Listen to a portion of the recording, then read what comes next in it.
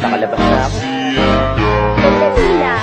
Anong ginagawa sa loob ng spaceship pag isang class D na kagaya mo? Master! Salamat ligtas ka! Oh, Genos! Tara, umalis na tayo.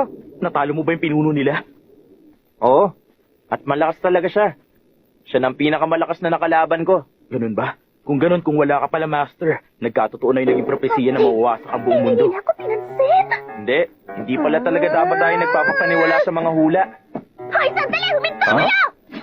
Hindi ko alam kung paano mo nagawa. Pero mag-isa ka lang na pumasok sa loob ng spaceship? Pero isa ka lang class D. Ang lakas din naman ng loob mo para gawin yun. Hindi kita kailangan. Kaya mo yun kahit nag-iisa lang ako. Maintindihan mo ang boss? Genos, magsalita ka naman. Yes, Master.